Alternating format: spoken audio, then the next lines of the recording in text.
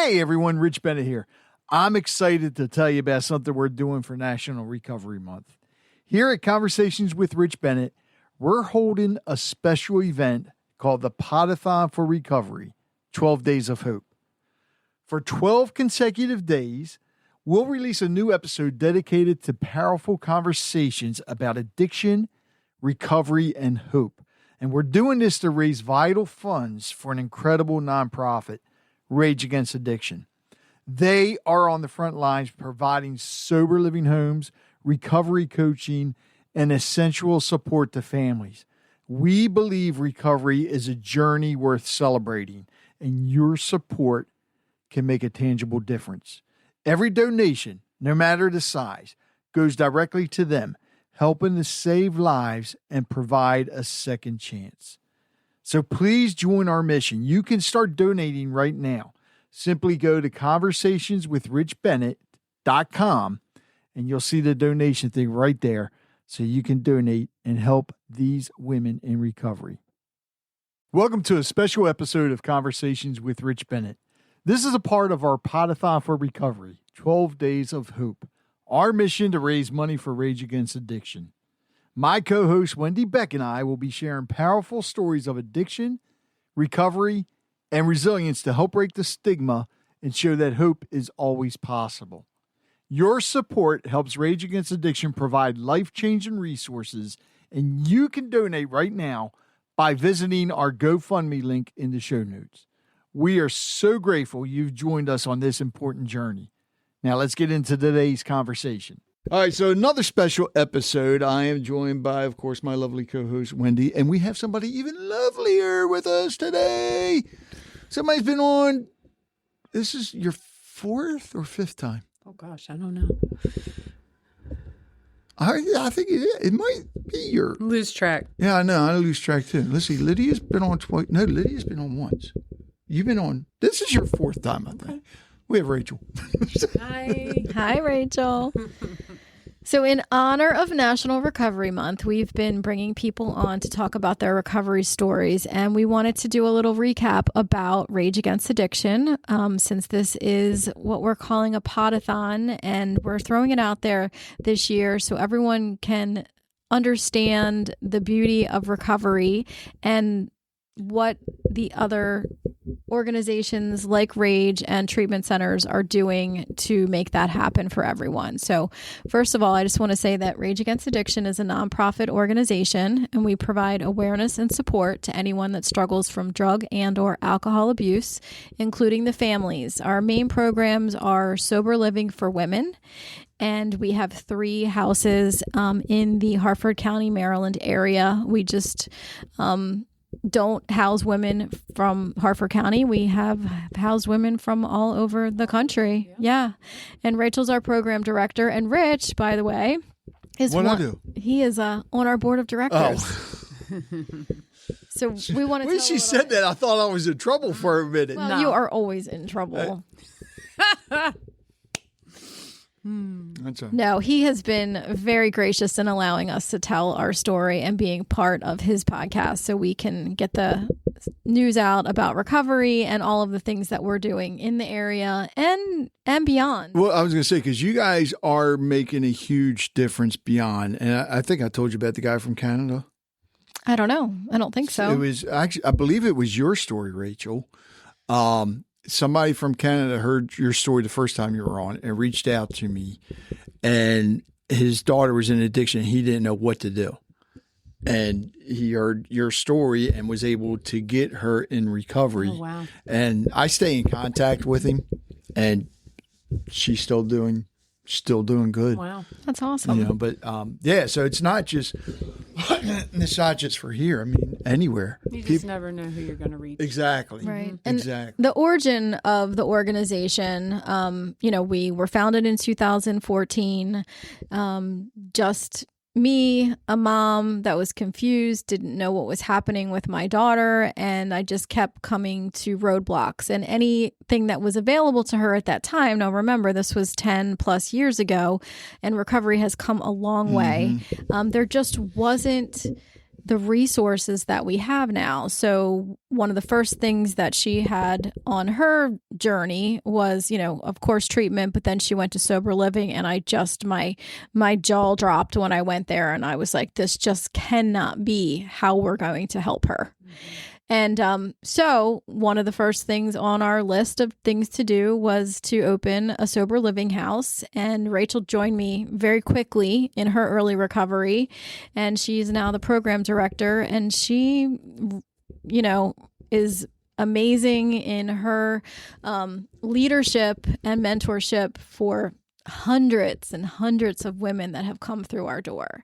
So I wanted to have Rachel just talk a little bit about our program, why it works, and why, we have a wait list. We have people that want to come to us, but I think it's more because we're a family. Mm-hmm. Mm-hmm. Yeah, no. So, I mean, I want to back up and just kind of talk about how I met Wendy, because that really, I think, is important to know. Yeah. Okay. Do you know this story? I can't remember if you. Okay. Yeah, I think we talked about it on the first episode. I don't remember. I just think it's important because, like, I truly do believe, like, we were brought together to provide safe housing for women in recovery and, just help people in general. So, and it was early in my recovery. One of the board members was trying to get me to go to church. And, prior to that, she would always ask me, and I just wasn't ready. And then the one time I did, actually, Wendy was there. And she introduced me to Wendy. And, I just said, like, if there's anything I can ever do to help, please let me know. And so, we went through the service. And at the end, I remember Wendy was like, tapped me on the shoulder. And she said, she was kind of teary-eyed. And she said, I don't know what's telling me to do this, but ever since my daughter passed away, I've worn this bracelet. And it said, one day at a time. And she gave it to me. And that just is like, that's a powerful thing, know? It just, it was like an energy in the room. And like, I don't go to church that much, but like we were there at the same time. We were there for a reason and we connected. Yep. And she said, anything I can do. And at that time, Rage was, early in its journey. And we were having, I think a run. We had a run before we had our houses to just raise funds to start our mission. And I said, well, I just got a bunch of shirts that we're going to sell. Do you want to come over and organize them for me? And she literally showed up and she sat there and she folded them and she put them in all the different size categories. And we've been best buds ever since. Yeah. And, I volunteered for a while. I'd had a full-time job at another house, just kind of transporting the girls back and forth. Right. And we wanted to we talked about opening a house, Rachel's very pushy. She does. I'm more of a, I'm more of a dilly-dallyer. Like, I'm like, okay, we can do it. She's like, we need to do this now. Yeah, we're doing this. We're doing this. You're on the instructor, Rachel. And so we talked about opening our first house, and I remember I remember when you found the house and you were like, I found this house, it's perfect, and da da da da da, and here we are. And I remember telling her, I was like, I don't think I can do both of these things at the same time. It's just a lot, And so she hired me on first. I hired her before I was an employee. Right. Yep. First full-time and employee. I was terrified. I was like, I don't know how this is going to work, but we're going to figure it out. Yep. And, we opened our first house and, I didn't know what I was doing. I've never ran a house out. I'm in recovery, right? So I knew some things about that, but we came together and we got the rules together and we, got all the supplies. And I remember people came over and volunteered and helped us put things together and get the house ready. And, here we are and we opened and we had our first couple residents. And that was in 2018. At daughter's house. And wait a minute, you've only been with them since 2018? Mm-hmm. Wow. Yep. The first 4 years was just kind of like getting everything together. Yeah, like, just the basic, business stuff because I worked a full-time job too. I was a remember. paralegal for 23 years. And I was just kind of, trying to figure out how to do this and, do my job. And so she was now running the house and I was, like I do now, like paying the bills, and we were working on fundraising. And we really just, I think at that time in between 2014 and 2018, when it was a very, very trying time in our community because everyone was dying. Yes. We had, the county would have signs, up about the overdoses, and the numbers were going up honestly daily. And Overdoses and deaths. yes, Yep. and unfortunately, we knew a lot of people because it was our community.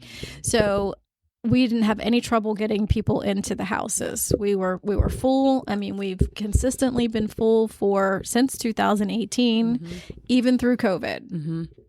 And in the past, I was also in a sober living house. And I remember my experience there.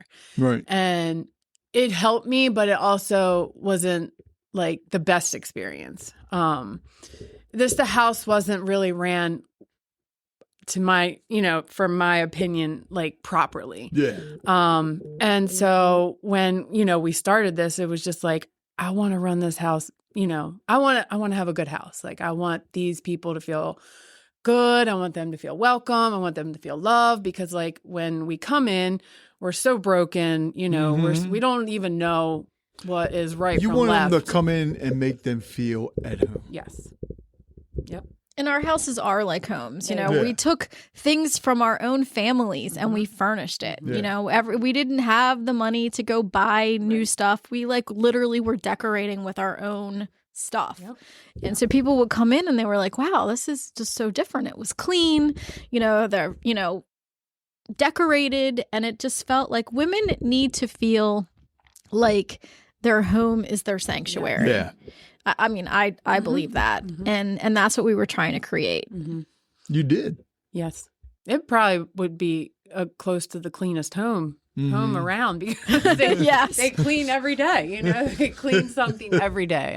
So, the program is a structured program.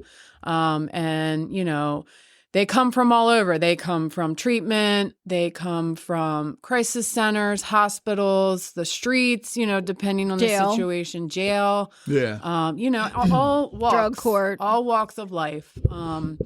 And, we have to start somewhere, right? So we start here and try to teach them how to live again, like how to have a routine, how to have responsibility, how to be accountable, how to be, an independent woman, and, learn to live without drugs and alcohol.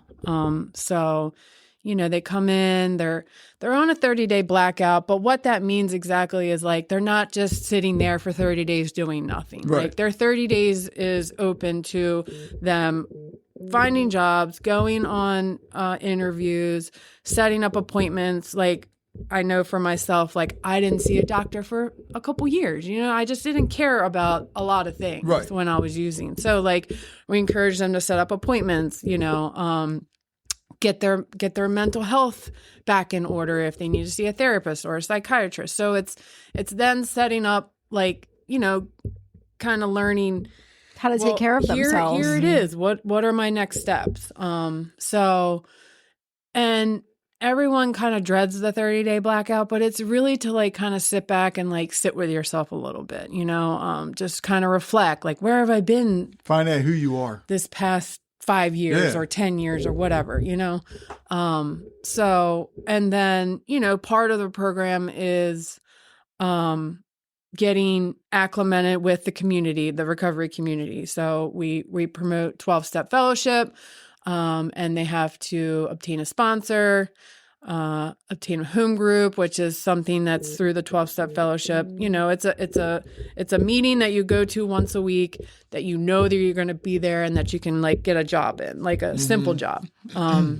Like brewing the coffee, opening the door, giving hugs, like making people feel welcome. So, and then they have to, be an active member in 12-step fellowship. So we have step work, 12 steps, and they have to work the 12 steps. So that is kind of like where we start. And just listening to you, I mean, it sounds like a lot, but it's really not. It's really not. You get up, you do your chore, you have a time frame to do it, and then most of the time after they get through that 30-day blackout, they find a job and they're out in the world and they can come and go as they please as long as they're in by curfew and they're just following the rules. Right.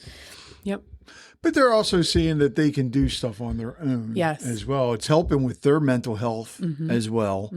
So it's and we're constantly it's therapy. It's therapy, and a lot of times they probably don't realize it's therapy. Exactly. It's a therapeutic value, Right, and we're expanding our program in ways, like, not to interrupt you, but like we started out with, like, during that first 30 days, we're like, we want them to get to know themselves. They want them to get to know the people in the house. We want them to get to know the Rage community. And then we want them to reflect back. So that first 30 days isn't just, oh, you're on blackout, you can't do anything. Right. It's a time for you to, really just learn who you are. And recently we're trying to add, more workshops for the ladies.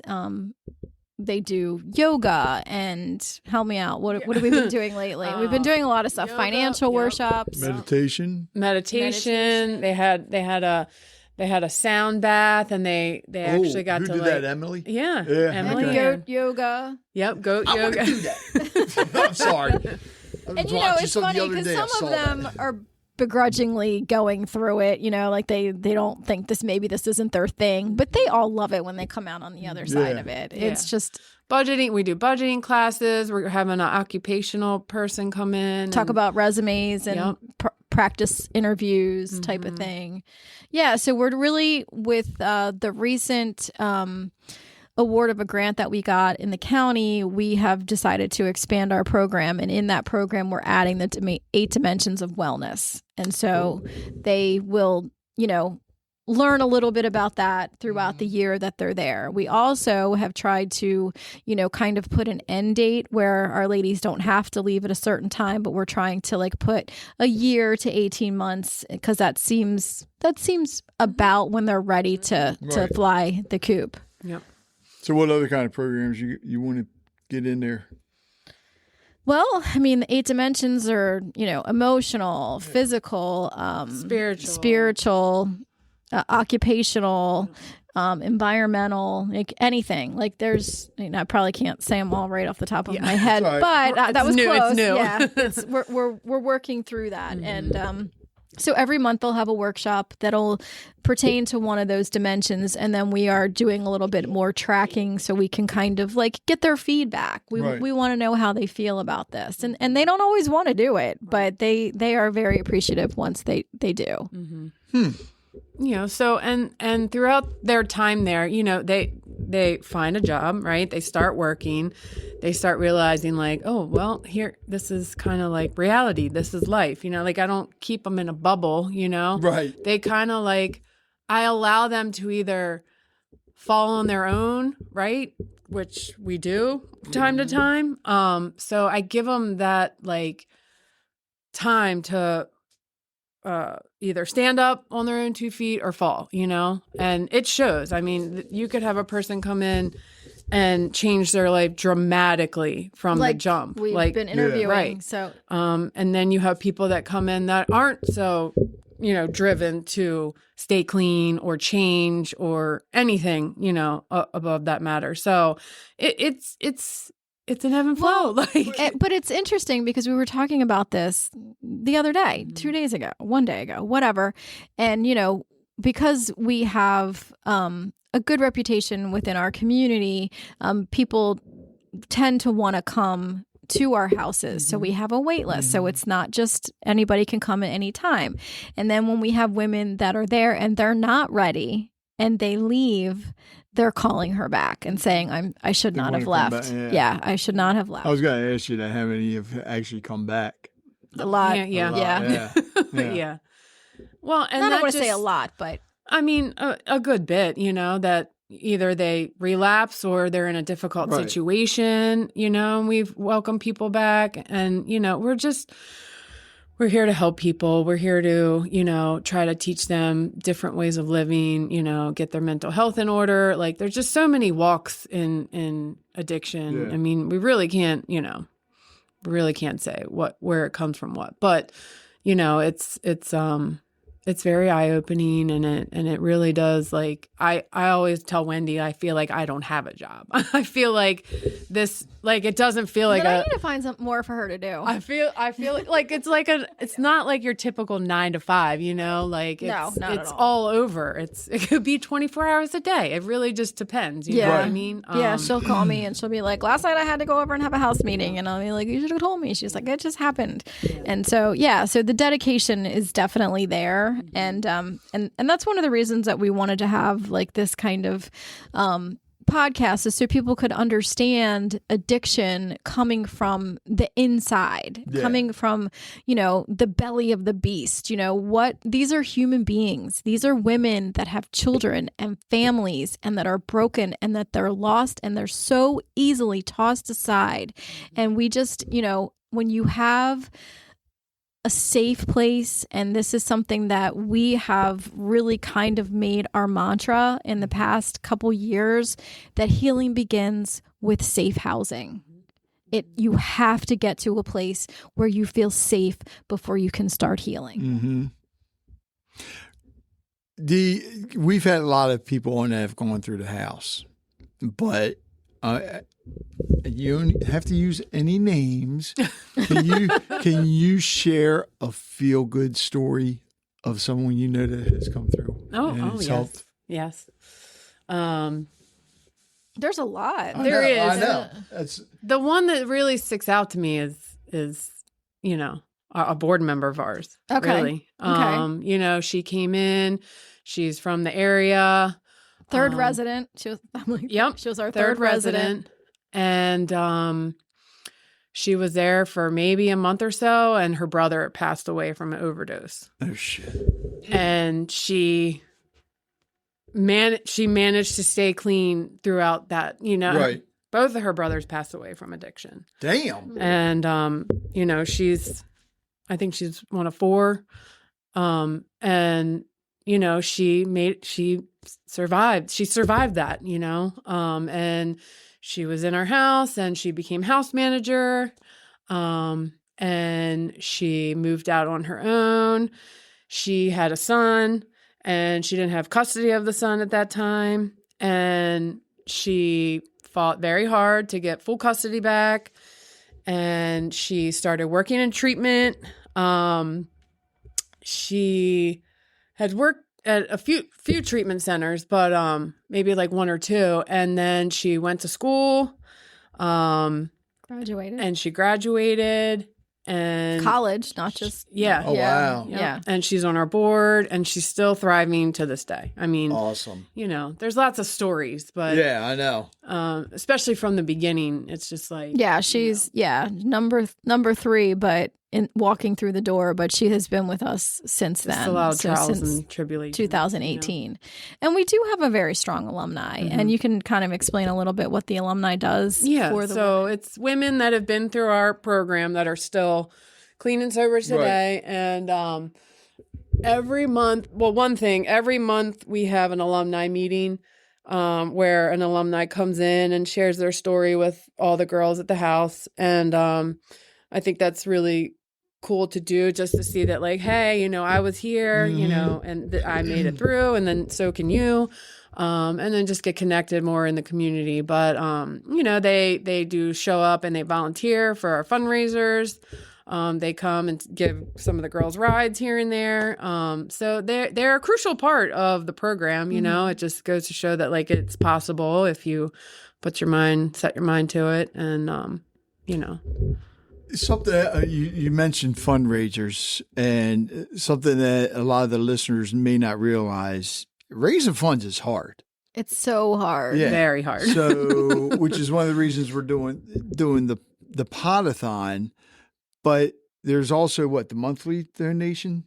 thing? Well, that people there's a can lot do? of ways that you can donate. And if you want me to kind of Well, yeah, that's lead why the I way brought it with that, up. yes. So we are always very, very appreciative. You know, there's community grants that we do apply for, small community grants that we have received. We have received something from our county lately, which is a huge win for us. And then we have ways that individuals can donate. We have a monthly donor option on our website. And, you know, I have a donor and she donates $5 every single month and she's been doing it for years. And just being able to do that, and, you know, how much money do we waste? You know, we throw away the stuff in our refrigerator that costs more than that. And it's part of the big picture. We have other donors that are $25 a month. We have sponsorships where we're always looking for corporate sponsors. You can make a one-time donation. We have so many different opportunities to donate, and we desperately appreciate it and need it to continue to do what we're doing. Go ahead. Oh, I'm sorry. I was gonna kind of talk about what the donations go towards. Yes. In the housing. That's a great idea. In the housing, Rachel. especially. But Yeah. you know, we do urinalysis, and that is a drug test that we give the girls to make sure that, you know, that they're not using. And it is a huge part of the program because we want to keep the house safe and keep these ladies safe. And, you know, that those things are very expensive. Right. I mean, you know, it's like close to $1,000 for a box of 4 of them. Wow. So, Well, no, it's when we get a batch, it's right. for each house. Yeah. So the batch of 1,000, I don't want to, you know, say it wrong, but yeah, so we spend a lot of money. We spend a lot of money on that. You know, and just sheets and towels and Gas and electric. yes, water, rent, Wi-Fi. whatever, yeah. Wi-Fi, Replacement trash items. People like don't lawn realize care. how expensive it is. Yeah. Yes. It's expensive. Snow to- removal. Yep. And like, you know, it doesn't just appear. The money to take care of it doesn't just appear. It's the hard work that we do behind the scenes. We try to have as many fundraisers locally. We have online fundraisers coming up. We have a Recovery Month bingo, which is for our local supporters.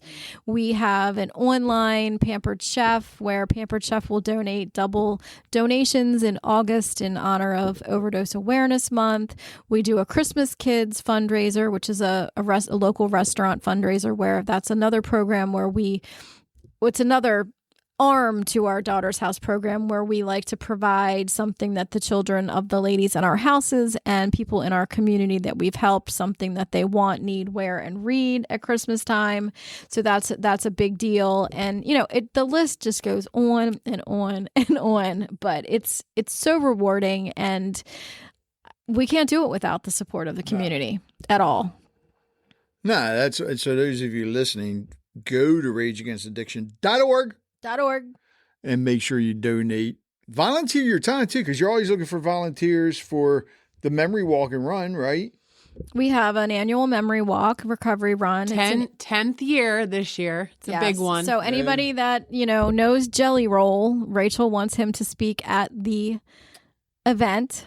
Oh. So Yes. we're throwing it out into the universe. really think it would be amazing for someone like him to come and speak about his journey and bring people together for our community. Well, and one of the reasons, you know, we have the memory walk every year in April, and that's our big fundraiser. And then over the past, 4 years, we've had our fall bingo, and we do, you know, place these small fundraisers throughout the year, but it's a lot of work. So when we have that big fundraiser, that's when we're looking for our big corporate donors, our sponsorships, our local people that are invested in the community, because I'm going to be honest with you, you have to invest in your community, because if you do not invest in recovery, you are basically investing in active addiction. True. Yeah. True. Jelly Roll, huh? We'll see. Yeah. Or Mike, the situation from Jersey Shore. He has a very powerful story too. Those are 2 people I've really thought about, but you know. There's to So reach. if anybody knows anybody that would be an asset to our memory walk recovery run that could get some more walkers and runners to show up to fund our program, we would appreciate it. Yes. All right. Rich just got smoke coming out of his ears. I'll tell you when we're done. So yeah, that I think that, this is something that we wish that we will continue to do as, for our careers, because it's a calling. It's something near and dear to our heart. And we just want to keep spreading the news of recovery to everyone. And explain to everybody, Wendy, because when I first met you, you were still working. Mm-hmm. Explain to everybody why you finally decided to leave your job. And Wow, that was hard. Well, I was working a full-time job, and then the role that I was doing with Rage was becoming a full-time job. So I was working so much, and Rachel, in her persistence, was like, we need to open another house. So we opened the second house during COVID, and I think I was still working at that time. And then we had an opportunity for our third house, and I was just like, I just am not going to be able to continue the way I am. So I just took that leap of faith, and I was terrified because running a nonprofit is basically running your own business. It is a business. It is a business. A lot of people don't realize that. No, it's 100% a business. And so, we did it, and it's working. So now we also have someone that helps us, Mia. Everyone may know Mia, that has listened to our podcast, does our newsletter, and helps with communications. And then we've also been pulling in some of our ladies at our houses to help. They have really started to step up and see the impact that we're having and want to jump on board. And the thing is, with what you guys have launched, and especially you, Rachel, you basically set the blueprint for the houses. Mm-hmm. I think that, and if you haven't gotten it yet, I think you'll get calls from people elsewhere, maybe other states and all, as guidance to find out how, like, if they want to set their own up as well. We have mentored other houses, local and stuff like that. They'll There you go. yeah. Okay. I knew that. I was just testing you. But again, it's, I'm not going to say anybody can run a sober living house, because I truly believe that is not true. But, Rachel, like I said before, like, she treats everyone with respect and as though they're family. And, the ladies, when they come in, they get something different than they've experienced before. We always tell them, come on, sometimes it's a little bit rough, people, you've got, 8 women living in the same house. They're all sick. They're all going through stuff. And, she wants to throw it out there immediately that, we're going to give them a shot. Yep. Yeah. Just like you were given a shot. And we also say, when they come in here, you teach them our rules. They don't come in and change how we run stuff. And I think that is where we're different. Mm-hmm. Wendy, I understand that Rage Against Addiction is doing something very important, a monthly donor program. Can you tell us a little bit about that? Absolutely. We are hoping to get our supporters to join us in providing a monthly donation. It can be $5 or it can be more. Whatever you can afford really allows us to help plan and increase our fundraising efforts. Well, why should people become a monthly donor? What are they doing to help? Their monthly contributions let us plan for long-term projects and respond quickly when urgent needs arise. And I'll give you an example. Mm-hmm. We had the need for a new mattress. Right. And we've also had urgent needs for refrigerators and washing machines and all of that kind of stuff that comes up. So they tend to need to be replaced, and our women deserve to have the things that they need. So with the monthly donor program, technically anybody can do it for any amount, and because Rage Against Addiction always needs something. And Yes. I've known you for years now, and there's times you've told me you guys needed furniture, you need clothes. And also, you're not getting the grants that you used to or the contributions that you used to. So this monthly donor program will definitely help a lot. Yes. So somebody becomes a monthly donor. What is there anything that they're getting in return? Besides, of course, helping those that need it. I know you guys have an excellent newsletter. Would they automatically be subscribed to we'll that? subscribe you to our newsletter so you'll know what's going on. You can kind of track our progress, hear success stories, know the data and like how many women we serve each year, and just be a part of something bigger. So with this too, I guess they're also going to be, because of the newsletter, they're going to be one of the first ones to find out about events coming up like the Memory Walk and Run, the Basket Bingo, and any other future events that you're doing, the podcast that you do. Yes. So they're going to be tied in right away. Yes. All right. So how can they become a monthly donor?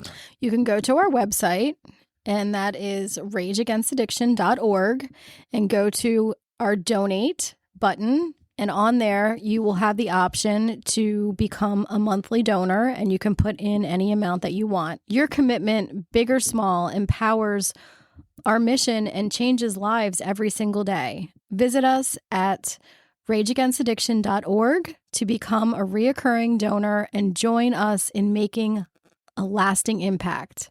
Thank you for your compassion, generosity, and belief in a brighter future. Together, we can make a difference. Join us today.